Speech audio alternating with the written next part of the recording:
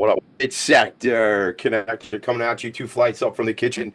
You know, the kitchen. I'm in the house, baby. I'm just below the roof. I am in my attic. And I used to be here all the time. And to be honest with you, it's less. It's less attic time for Tommy D. They let me out, man. It's like a kind of like a work release program. They let me out to go work and they release me back into the community. Talk about getting work release, man.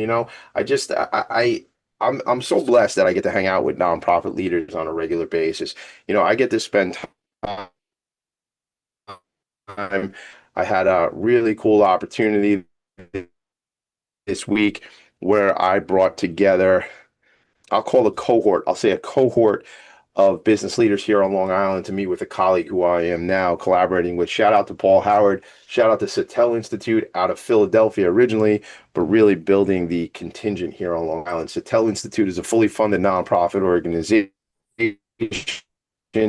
that brings C-Lily to talk about impact, and we are now creating a community here on Long Island of members of Sattel Institute. So Paul Howard is my buddy, regional VP over there at Sattel, helping grow the Northeast for that organization. And listen, you're looking for a guy who might know some people out on Long Island, who might be connected to the nonprofit sector. Maybe he calls himself the nonprofit sector connector. Well, then he found me. So it was a great connection. We had folks from Jovia, from some Jovia Financial Credit Union, from some of the local insurance companies, some other local business professionals. I went out and visited my friend Jeff McQueen over at Mental Health Association of Nassau County. We all know about, by the way, this show is called Philanthropy and Focus. We didn't do that yet. We went out to Mental Health Association Nassau County because you know how critically important it is to me. Hashtag ending the stigma together. I just know the more we normalize these conversations about mental health, the better we all are. So it's no coincidence that after, well, we don't have to see Yolanda Urbano Gross, and we saw Jeff McQueen afterwards, but Yolanda at Options for Community Living. So Paul and I went on a bit of a road show.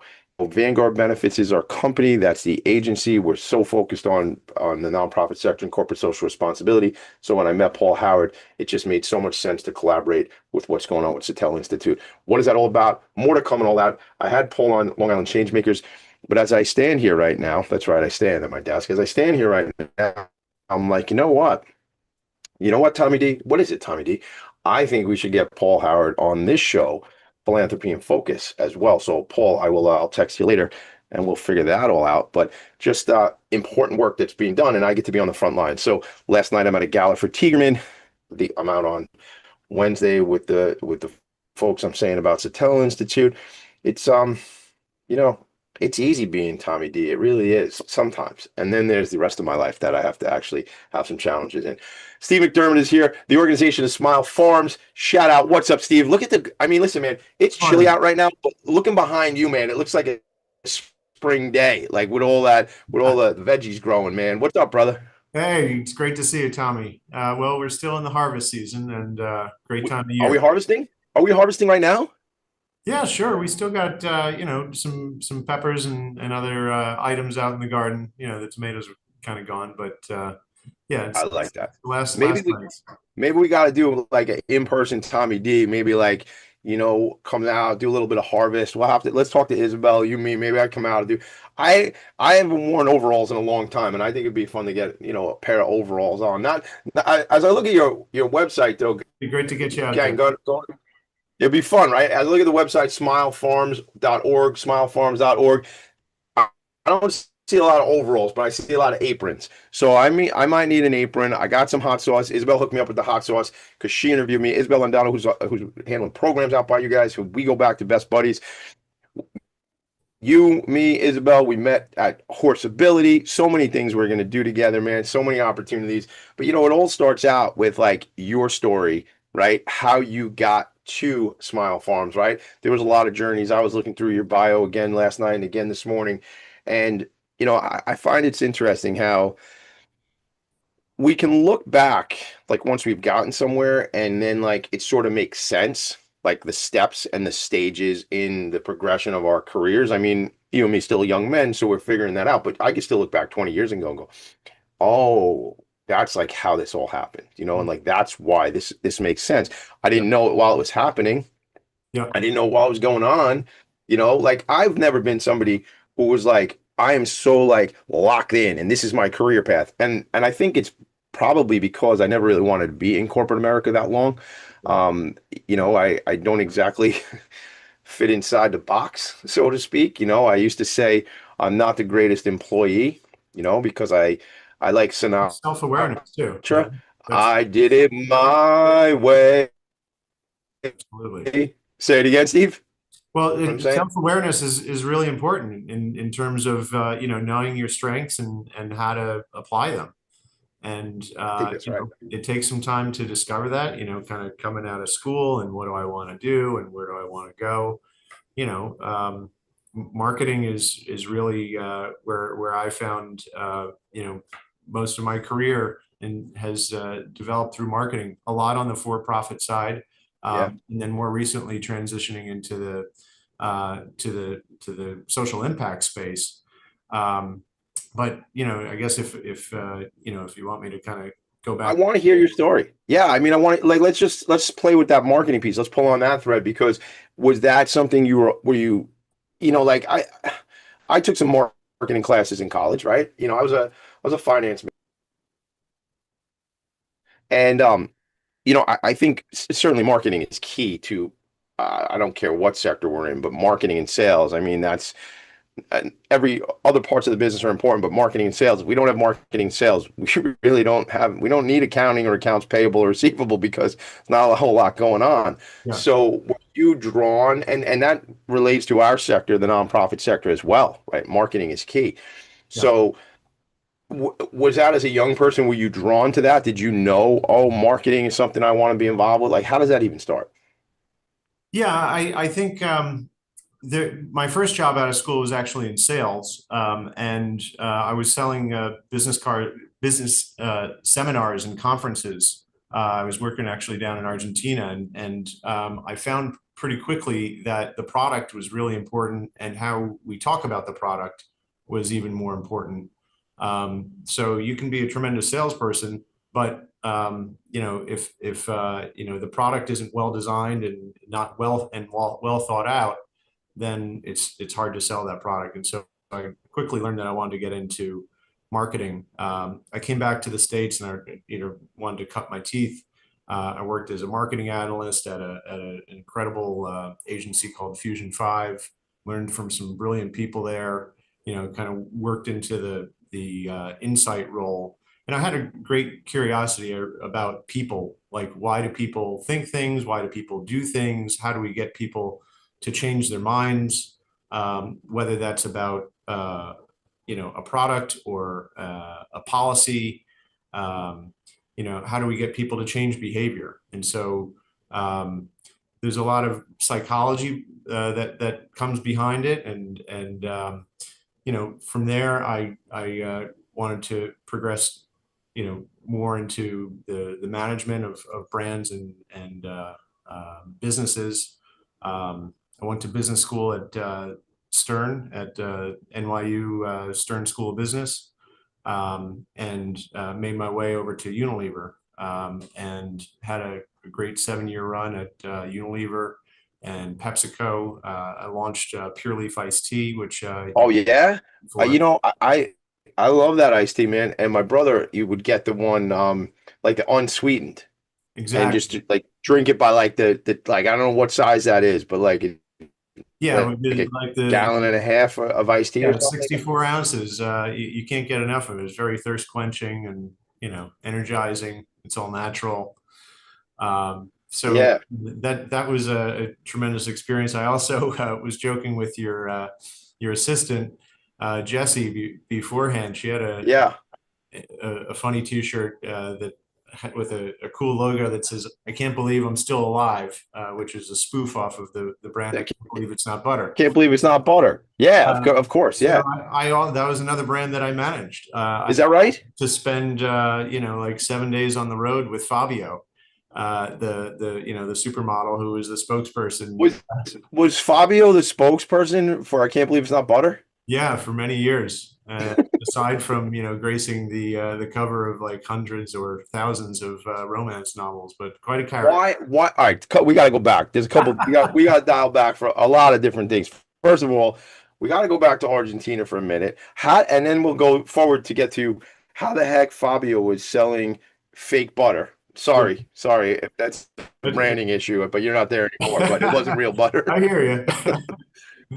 So let's go back because I understand you speak Spanish fluently. I do not. I like to call myself the kid. Sometimes I say El Nino, and I spoke Spanish growing up in high school, and then I worked in restaurants for a long time, and we had some version of English and Spanish we called Spanglish, and most of the language we used when I was expediting food out was between me and the guys in the kitchen was not exactly language we would use on a family show called Philanthropy and Focus. We used to in fact, I will say one word in Spanish. That there was a book I bought when I was a kid in probably even junior high school, and the book was named Mierda. And if you know, you know. If not, Google it. But that was the name of the book Right. that would teach you all the bad stuff to say in Spanish. But you're It fluent speaker. happens.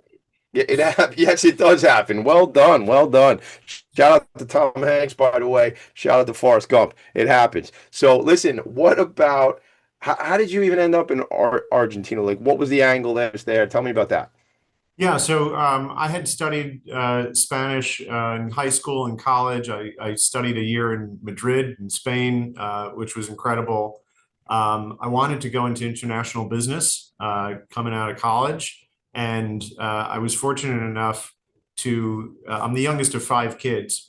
Two of my older brothers happened to be living and working down there. I had one in Santiago, Chile, my brother Wow. Tom, and my brother Jerry was in Buenos Aires. And so I tried each out and I wound up getting a job down in Buenos Aires, selling seminars and got my own pad and spent a little over a year down there. I also met my wife, who's from Argentina. Got it. Um, and it was an incredible experience. And I, continue to use Spanish today at home and, with the people in the community that we serve and elsewhere. Yeah, I mean, listen, man, it's so important. I just find it like, all right, now I'm going to be a little self-deprecating, and maybe not just on me, but like based on a lot of people. But the fact that in this country, many of us just speak one language is so foreign to the rest of the globe, right? Like you go to other places and people are fluent in two, three, more than that languages, and and then now I'll dial back and go, this is the United States of America, man. Half the country's native language is Spanish. I mean, it's not like it's not a negotiable. Like, learn how to speak Spanish better so we can communicate. I think that's critically important. And growing up, in a household like maybe your children, like they've always heard Spanish around them. Are they pretty up to speed?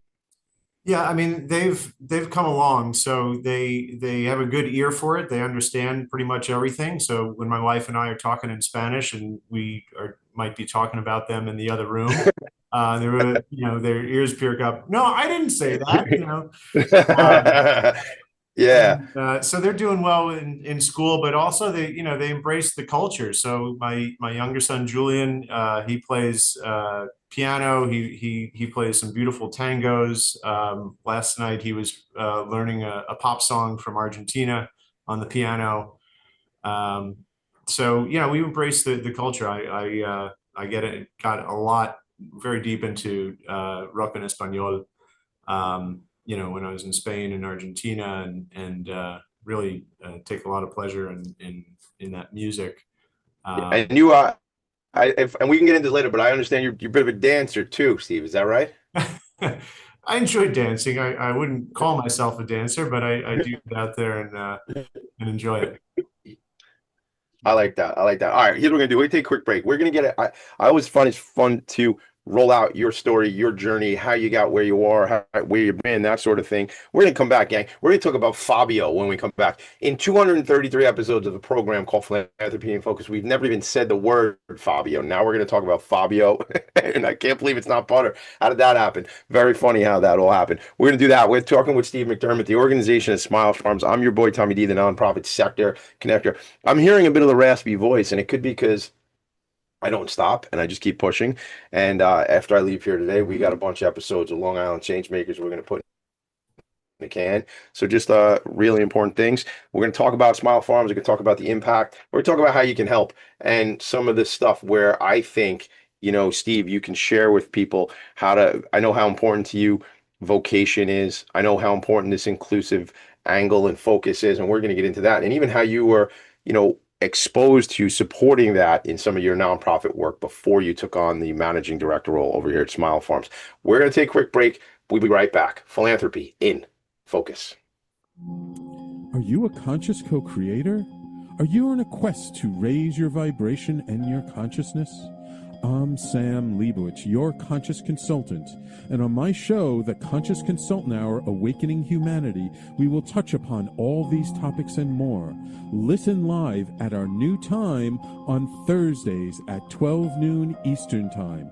That's The Conscious Consultant Hour, Awakening Humanity, Thursdays, 12 noon on talkradio.nyc. Are you a high-achieving, growth-oriented leader? Are you interested in developing your authentic leadership while creating a healthy, inclusive workplace? Hi, I'm Dr. Mira Brancu, host of The Hard Skills on talkradio.nyc at 5 p.m. Eastern on Tuesdays, where we discuss how leaders develop the hard skills needed to make a greater impact. We interview experts, have live coaching, and tackle these challenges. Listen to The Hard Skills on Tuesday at 5 p.m. Eastern on talkradio.nyc. You're listening to Talk Radio NYC. Uplift, educate, empower.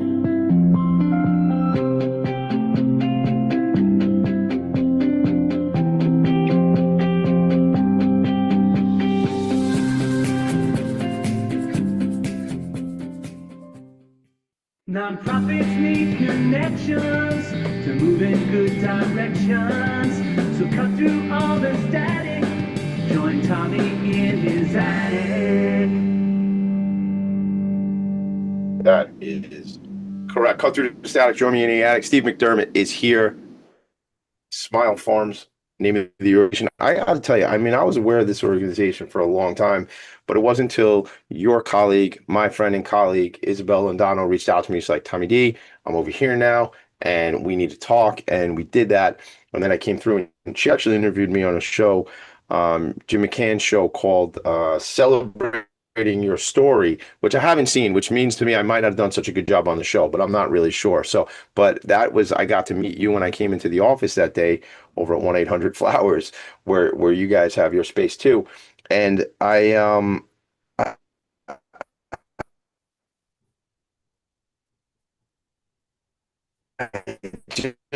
just where you came for a tour. I need to get Steve out to Spirit of Huntington Art Center, which we're going to work out, you and me, because I think there's some cool overlap that we could explore there at Spirit of Huntington. And we'll make that happen, in the next couple of weeks. But I want your journey. Let's go back to Fabio, since I teased everybody at the commercial right there. Did you hung out with him? How did he even get hooked into that's marketing? So that's why I'm bringing it up, because that's marketing, that's branding. You had this guy with the wonderful flowing blonde locks. If you don't know who Fabio is, gang, you can't help you with that part. How does that even happen? What I can't believe it's not both. Yeah, so Fabio was a supermodel in the 80s. Like he was there with the Gap, like with Andy McDowell and him and a couple of other stars. Then he graced the cover of like thousands of romance novels. And this brand, I can't believe it's not butter, played in this fanciful space of it's better than reality. And so in the early 90s, the folks running the brand made him the spokesperson. And I started working on the brand later in like 2005, 2006, where we actually brought him back to launch a new product called the Mediterranean blend, which was a blend of olive oil and margarine. He was quite a character, very personable, had a way about him that, that just makes you feel like you're the only person in the room. And so, as the associate brand manager, I went on tour with him, and did a lot of PR stops. He was on the Today Show. He was on Conan O'Brien late night. They wrote him into the script where he took a giant tub of I can't Did believe they? butter and played the bongos with Max Weinberg. Hilarious. And Conan kept reprimanding him for going off script. I used to I think Conan was such a great show. I loved Conan, man, because it was silly, it was zany, and if you compared it to like the old dogs like Letterman and Leno, and then before them Johnny Carson, he was just Conan's so silly. Yeah. And I love that. I love that silly nature of Conan. So and with Max and the whole Max Weinberg 7, and Conan used to do the thing with like the strings. He would pretend like he was on like strings. And I don't know, if I'm a big Conan fan, but gang, if you, Conan O'Brien, he makes me laugh, man. Too. Yeah, It's a lot of fun. And So his podcast is still good.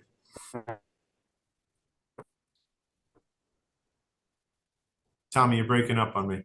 backed in on that show a couple times. I want to understand, like, am I? Yeah, we're dealing with something here in the attic. So it's sometimes we just got to keep it moving, man. It is what it is. I'm gonna let you do most of the talking then, Steve McDermott. How's that? So Steve, take me through this trip where you're working in the marketing space. Take me down where you went, Unilever and then PepsiCo, and Yeah. then you start to talk about those, and then take me to how you did some work in the, supporting nonprofit.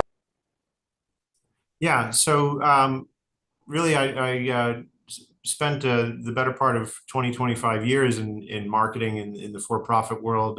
I got into social media at VaynerMedia, and then was at BCG helping them build their digital marketing practice. Following that, I established my own agency with a couple of partners. And about 5-6 years ago, we started working with nonprofit organizations, helping them with their marketing, helping them with their fundraising.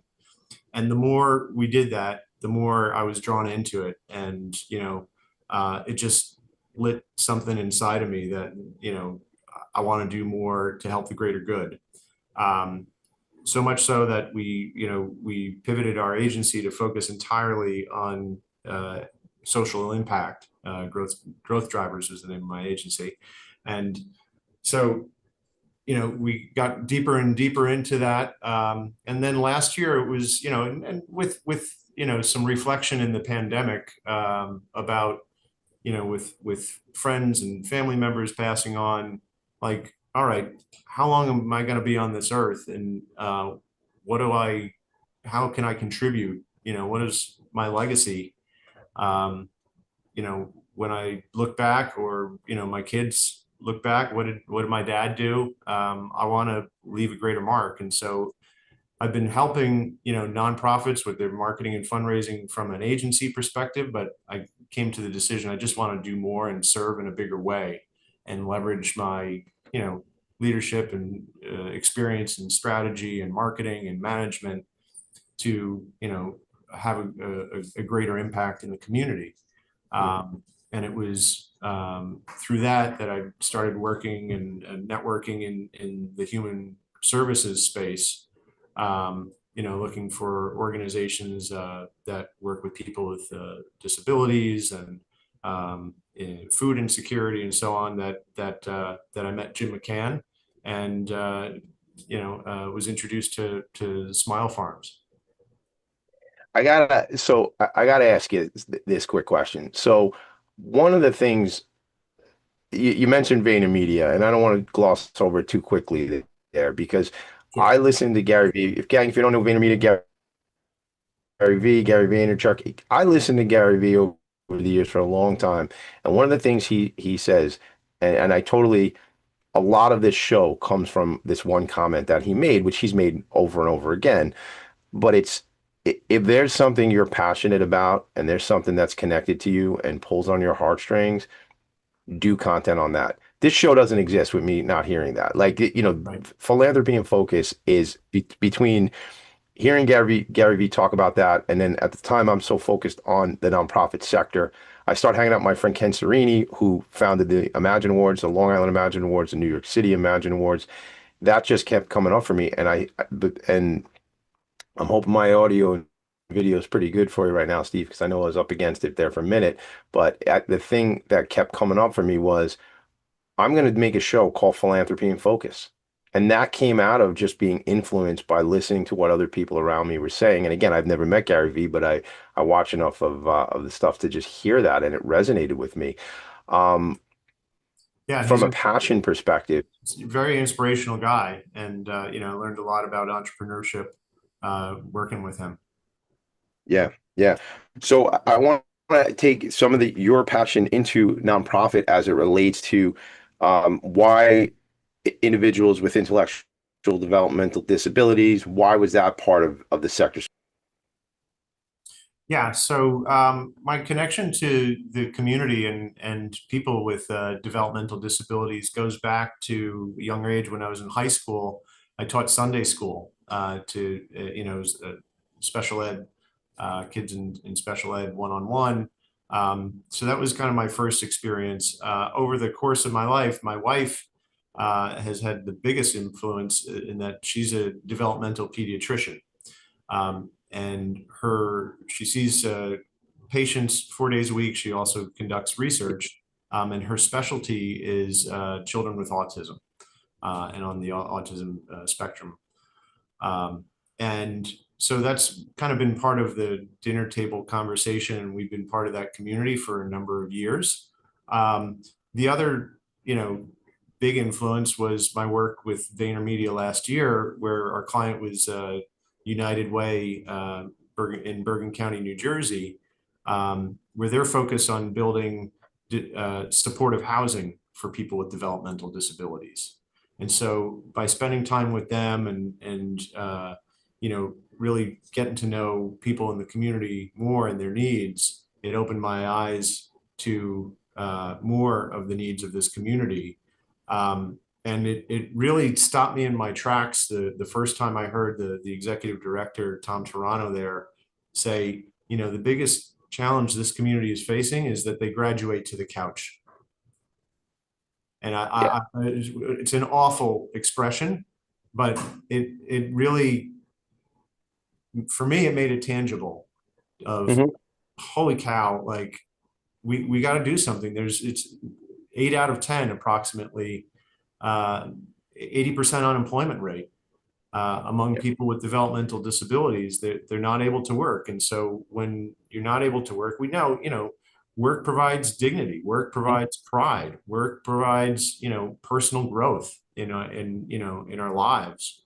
And so, when I heard about Smile Farms and what we do here in terms of, we create meaningful work and training opportunities for people with developmental disabilities. We have this network of gardens and greenhouses across Long Island and New York City, where, we create real jobs, there's skill building, there's community, and it's building people's confidence. It's building their skills, not just in agriculture, but transferable skills if they want to work someplace else. And, also helping them get, more independent. So it's Yeah, man, I want to go into all that. Yeah. We're gonna take a quick break, Steve. I'm dealing with some audio. We're leaving the attic and I'm going to the porch. So we're gonna take a break right here. I'm gonna meet you right back here, except I won't be right here. I'll be somewhere else with a different machine. We'll be right back. This is Philanthropy and Focus. I'm Tommy D. Steve McDermott's here. I'll be right back. He'll be right back. See you in a minute. On the other side. Misalignment within your sales team or with a client stalls deals and creates unnecessary friction for you and the client, resulting in up to 37% lower win rate. If you're in pre-sales, sales management, or sales enablement, and you'd like to increase revenues, win rate, margins, client satisfaction, and stay competitive, this show is for you. Hi, I'm Art Fromm, host of the Making Seamless Sales Show. Please join me live Thursdays at 7 p.m. Eastern on talkradio.nyc. Have you ever wondered what truly lies beneath the calm? I'm Jacinta Yang. Join me every Wednesday at 1 p.m. Eastern Time on Talk Radio NYC as we explore healing, self-discovery, and a space where science meets spirits to help you find peace in a busy world. Take a deep breath and tune in to Beneath the Calm, where every conversations guide you back to the calm within. On Frank About Health, we're not just talking healthcare. We're managing disruption and innovation. Over the last 4 years, I've taken you from epilepsy and COVID to mental health, caregiving, and now the front lines of healthcare transformation. Stay tuned for a healthier future as we bring on the innovators, professionals, storytellers, and advocates who show you how to own your healthcare every Thursday at 5 p.m. Eastern Time on talkradio.nyc. Are you a purpose-driven individual looking for deeper healing, clarity, and growth?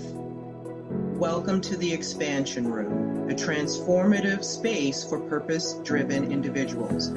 I'm Siobhan Larice, host, licensed therapist, and coach. Join me every Wednesday at 5 p.m. Eastern Time on talkradio.nyc. You're listening to Talk Radio NYC at www.talkradio.nyc, now broadcasting 24 hours a day.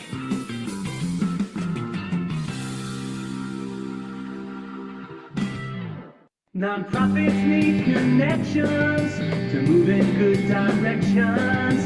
So cut through all the static. Join Tommy in his attic.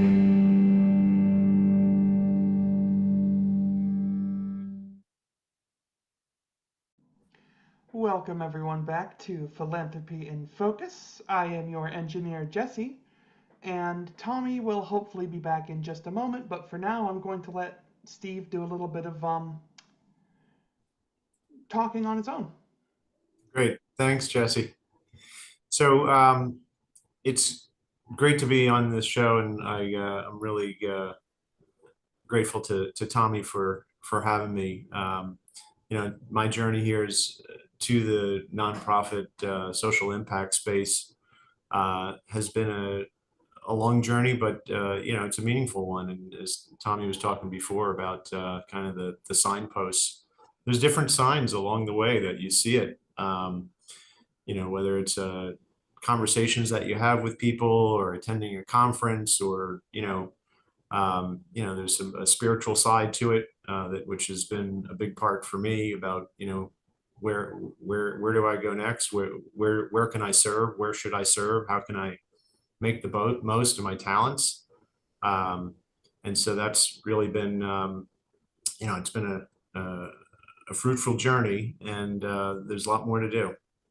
You are an absolute professional, my friend. You are an absolute professional. This has never happened in college on the air. So, dude, this has never happened in 200. It's never happened in 230 episodes or something like that. This has never happened on the show. And fortunately, I got a guy who knows what he's doing. So I'm going to work out my tech issues. Tell me, I want you to just break down programs. Let's move into programs of the organization, what it's like, and you'll hear me when you can hear me. But please, you tell some stories about the program. Yeah, so we operate 14 campuses with 7 partners across Long Island and New York City. We partner with schools like the Viscardi Center and Nassau BOCES, hospitals like Catholic Health, and day habilitation centers like IGHL and Free. And it's a combination of that ranges the people that we serve from high school age all the way up to folks in their 60s and 70s. It's wherever they are, we kind of meet them on where they are with skills, where they are with their desire to work. We kind of fit into their schedule, and there's a dual benefit that we actually have on with the food that we grow, in that a lot of it gets donated to local food banks. So we put people to work. They're able to grow their skills. That grows their confidence. They have greater purpose when they get up in the morning, and they can demonstrate to the rest of the community, the value that they have. For so long, people in the developmental disabilities community have kind of been put, into the background for decades. And, has been progress, but, there's so much more opportunity. And so we've got a really, I think, well-honed model in the gardens and the greenhouses on the campuses that we operate, and we're planning to expand more to new locations to make these opportunities available to more people. And we're looking also to take it beyond Partner that. up, Steve. Go ahead. Yeah, just other organizations that you would want to partner up with. Like, who would be on your short list, whether they be a specific name or a type of organization you want to partner with? Yeah, I mean, we at the top of our list are organizations that serve people with developmental disabilities. So they may have, a day habilitation program. They may have residents. They might have other programs that serve this community that are complementary. So, we met with Katie out at Horseability, and they have a tremendous program there serving this community with equine therapy and a variety of other services. I met recently with the ARC, which is one of the largest organizations in the country that serves this community. There's other those are the types of organizations, but I think we're open to partnering with other folks who have land to put to use. I was actually just at this conference the other day hosted by the Mother Cabrini Health Foundation, where Cardinal Dolan was talking about how the church and religious organizations in general are kind of real estate rich but cash poor, and there's not all of their assets or their properties or buildings are being utilized to make the most of them. And so, are there opportunities with those types of whether that's a church or a school where we can expand as well? I mean, that's also within the realm of possibilities in growing our agricultural footprint. You see a lot, Steve, like the Sisters of St. Joseph out here on Long Island. I know they do some farming out here as well. I've done some volunteer work with them over the years. And I think talk about being outside, gang. I took the show on the road, as they say, to try to I figured if I got closer to the phone poles and stuff like that, I might get more of a signal so Steve and I can have a proper conversation. Steve, you're gonna have to come on now. This is like now you have to come on again, and I have to come on Long Island Changemakers, and then we're just gonna have to do a bunch of stuff together. There's so much importance in what you're talking about from a vocational perspective and an inclusion perspective. I heard you say the number is like 80%. I've heard much higher than that. You said I think you said graduate to the couch. It's a tragic situation when our individuals age out at 21, age out of the school system. Some will go to college, some won't. But I think it's always a thing. I get up here, I usually stand on my soapbox, but I left it up in the attic just now. But I will actually sit here on the porch up with my soapbox and just say, dang, it's not about ability, it's about access, it's about accessibility, it's about making things, obviously, if you've been watching the show all morning, I'm having some tech issues. I am not the IT department, gang, right? So that's not where I would hang my hat, But I think if we find out what people are good at and what their skill set is and focus and lock in on that, that's it, man. And people, find so much. You mentioned dignity, and so much of our self-worth and our character, right or wrong, is related to our profession and or career. And I think even I'm on a journey, as many of us are, trying to figure out our own impact in the world. And as you said, you sort of look back and reflected on your career, and as it was moving through, you look back and you said, what legacy am I leaving? What impact am I leaving? And I think when you and I spoke recently,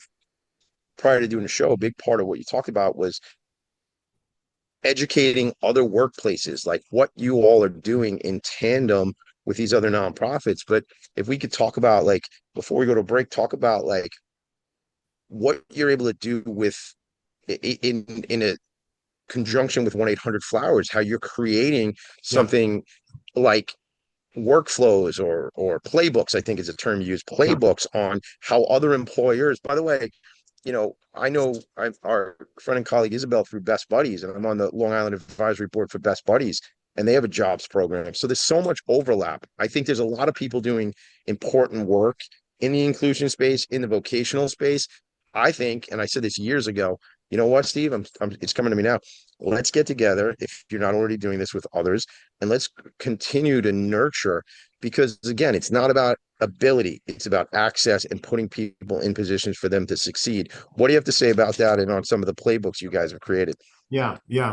So if I'll let me just back up a second and give people context. So Jim McCann, our founder at Smile Farms, also the founder and chairman of 1-800-Flowers. And so we have a close relationship with 1-800-Flowers, and we're partnering with them to expand more jobs and identify more jobs and put more people to work with developmental disabilities beyond the garden. So what we have going right now is kind of picking and packing and gift assembly, like in a production line, and we're looking to expand that. But a variety of roles and create more pathways to employment. And our goal is to help more employers see the why and the how of inclusive employment. To identify the tasks that in their business or that don't get done or that are a great fit for people with developmental disabilities. So, for example, if we think about somebody with autism has a great attention to detail and wants to pursue mastery in that space. So inventory management is a great match, whether that's in a warehouse, whether that's at a pharmacy, making sure that medications that are past expiration never get out into distribution.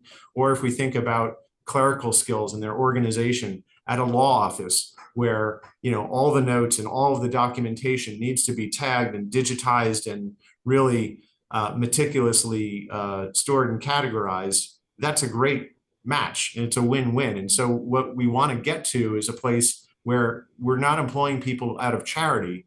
It's a win-win because there's a match to the business need, and it's strategic, and it's values based.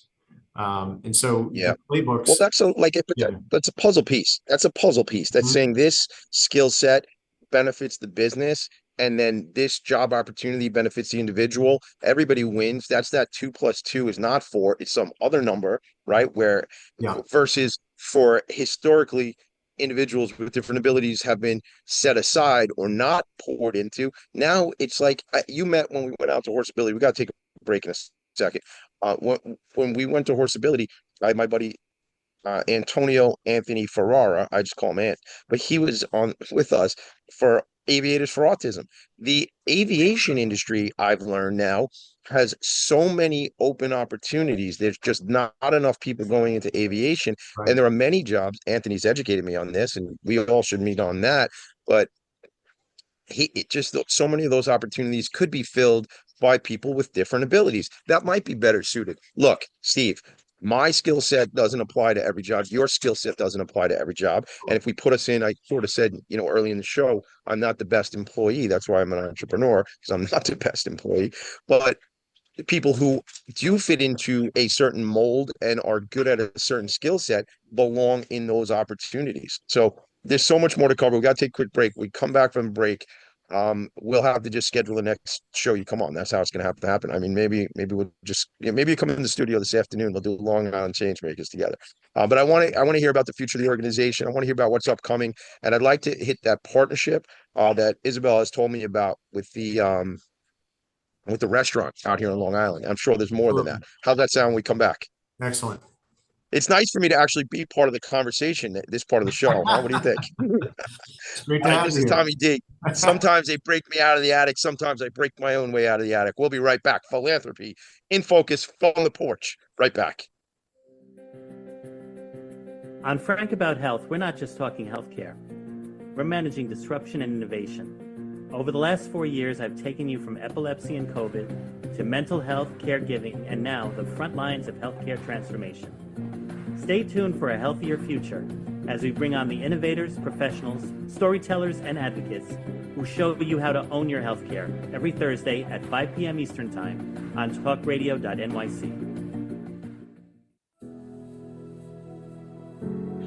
Are you a purpose-driven individual looking for deeper healing, clarity, and growth? Welcome to the Expansion Room, a transformative space for purpose-driven individuals. I'm Siobhan Larice, host, licensed therapist, and coach. Join me every Wednesday at 5 p.m. Eastern Time on talkradio.nyc. You're listening to Talk Radio NYC at www.talkradio.nyc. Now broadcasting 24 hours a day.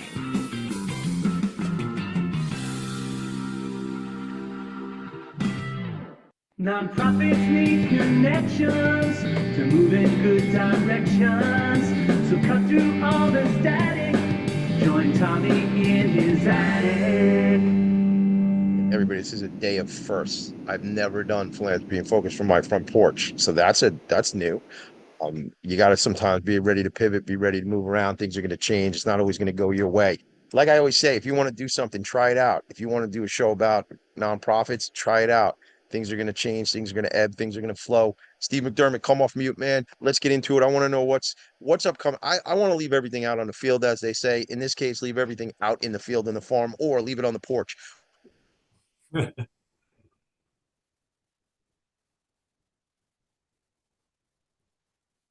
Tommy, I think you're stalling out, so I'm just going to keep running to finish where we picked up on the playbook front. We're trying to put together a playbook for inclusive employment that is kind of a step-by-step guide for any company, large, small, whether that's a company or a nonprofit, on how to identify, how to hire, how to support neurodiverse people. And make it work for the company. There's tremendous benefits to it in terms of, these are loyal people, they're dedicated, low turnover. And when you find that fit of skills with abilities for the job, there's a lot more that can be done. And so where we're going is that we want to make this more of a national model for inclusive employment, where, this partnership with Smile Farms and 1-800-Flowers, we can be an example, and then feature other smaller companies and organizations on how to do this in a productive and win-win fashion. And then, I guess you had also asked about, our relationships and collaborations in the hospitality space. So we happen to meet a very kind and tremendous entrepreneur, David Hirsch. He and his wife run Rooted Hospitality Group in Eastern Long Island. And David came out to one of our campuses and loved what we're doing out there. And in an instant, he's like, I'd love to, feature your produce on our menus. And bring more visibility to the work that you guys are doing. So right now at Roomba, which is an amazing kind of Caribbean eclectic restaurant in Patchogue, New York, they're featuring our spaghetti squash with a delicious Arctic char and romesco sauce. It's been going on for over a month now. It's been so well received. They're going to continue it through the winter. They also have a couple of Mexican places called Avo Taco in New Hyde Park and in Bayside, Queens. Oh, so I'm on a board of directors for the Bayside Business Association. Shout out to Rooted. I didn't realize that Avo Taco was part of their thing. We've done some events with Avo Taco, so that's so cool, man. All right, so we got to get you out to Bayside now too, and do some Yeah, of the yeah, you can see connections out that taste way. our hot sauce. So we have a product line of some things, pickles, but the hot sauce is our biggest product. It's called Heat with Heart, and you can now try it at Avataco, in addition to That's so cool. our website for sale. Yeah, and listen, I actually got two bottles because when I came on that show a couple months back, I got a couple bottles and a t-shirt. So, but please, guys, support that because if you like it hot, man, and you like the hot sauce, support an organization that is supporting. Actually, you know what? I got another couple bottles. I was at something with Wilmington Trust not too long ago, and they were giving out bottles of hot sauce when I was leaving that event. Yeah, In fact, they're a I good told supporter of everybody. ours. Yeah, I told everybody at the beginning of the show, I met Paul Howard from Tell Institute, and that's actually how I met him at that Women Trust event. So it's interesting how everything, comes full circle. I just like think, with the reach and depth of relationships you have, I saw all the people supporting our post about the show coming up. Hello to everybody. And your reach and the depth of what 1-800-Flowers can do, certainly from a thought leader perspective, as you're talking about these playbooks, I see that, you guys have that, you're at the tip of the spear, as they say, but it's really going to be an educational thing. So I'd love to stay in touch, you and me, and talk about how to bring that into other employers. I own Mhm. an employee benefits agency. We talk to HR departments, directors, C-level folks in businesses and nonprofits. And I think there's a lot of overlap when we're talking about inclusion. And a playbook, I love that scene of a playbook as we sit here on a brisk day in the fall, talk about NFL football, right? A playbook, give me Yeah, a roadmap. I've always said that, Steve, when people are talking about things I'm trying to work on, I'm like, look, man, I'm not trying to recreate the thing. Give me a roadmap, give me a playbook, let me run through the plays. Because to go out, especially in an age of where we can leverage AI to a certain extent, we can leverage AI for things, but it's that subject matter expertise or that thought leadership, as I say, those SOPs that you all are talking about that can be totally implemented in other organizations. Last night, I'm with Tigerman for their gala. Apparently, I left early. I knew that part, but the apparently part is I won 3 baskets, which usually happens. I usually win a bunch of baskets. And the trick is people go, Tommy D, you win so many baskets. Well, because Tommy D buys a lot of tickets. That's really what the move is. But I was there because my friend, Patty Castro Giovanni, and I think I said it right that time, she and Special Sweets were one of the honorees last night. I don't know if you know Special Sweets. Have you sure. met them yet? Oh my Yeah, God. it's a tremendous The, organization. the We cupcakes, forget about it. And I was able to be there for Patty and the team. And I met Joseph, who works over there, and this wonderful young woman, Patricia, who I know. Patricia, love you right back. We're friends. I'm coming. We're gonna bake. I promise. We're baking cupcakes in a couple of weeks when I come through on a Monday. That organization, you know, has their own SOPs and their own things, but we can all learn together, Steve, collaboratively. And like I said earlier, like looking back on a career, much of what you bring are things that happened to you 10, 15, 20 years ago, right? Yeah, and really this is it's building on a body not just of science, but it's an art and a science of it. We're dealing with human beings here. It Right. can't be so clinical and dry. And we're providing jobs and a shovel and a place to work, but we're also collectively here in the business of hope, right? And we're about giving people more encouragement and the tools and the training that they need to take that next step and grow as a professional, as a friend, as a human being. The socialization part is also a big part of what we do in the gardens, because there's community. We know that there's a huge loneliness epidemic in this country, across the world now, with mobile dominating, and it's even more pronounced among this community as they age out, and Yeah. there's not as many opportunities for them. In a time when we need more hope than ever on this planet in this history. I remember this morning having a discussion with one of my children. I dropped my 4 kids off at school in the morning and having this discussion about how we all, as a community of humans, I don't care where people are from. I don't. Tommy D. You know I'm not political, gang, but this is a race of human beings. Okay, I'm not stuck on borders. I'm not stuck on land masses. I'm gonna just say it. I don't really care about all that, man. We're supposed to be reaching out and helping that human that is next to you or not exactly next to you. That's what I believe this world is about. And in a time when we need hope more than ever, it's nonprofit organizations like Smile Farms that are delivering that hope. And they talk about the hot sauce, heat with heart. Gang, I love what I get the opportunity to do, meet with nonprofit leaders. Steve McDermott, this has been a heck of a journey today, man, because like you didn't expect it to be as maybe challenging as it was. But you know what? We got through it. I'm sure folks are digging it and they're like, Tommy.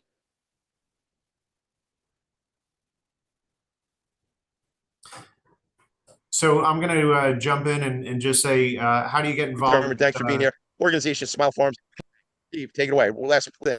Yeah, I just wanted to say, if people are interested in supporting Smile Farms, you can donate at smilefarms.org. We're having our 10th anniversary gala on November 20th in New York City at the Ziegfeld Ballroom. You can find out more information on our website, smilefarms.org. Check out our hot sauce, or reach out to me and we'll take you to on a tour of one of our campuses. You can come out and volunteer with your family, and it's a great experience. You can work shoulder to shoulder with our Smile Farmers. Wonderful thing, Steve. Thanks for being my friend, man. Thanks for your patience today. And I will talk to you all next week. We will work out these issues. I got a week to work it all out. Make it a great day, gang. See you later. TommyD.NYC on the Instagram. Later. Thank you, Tommy. Profits need connections to move in good directions. So cut through all the static. Join Tommy in his attic.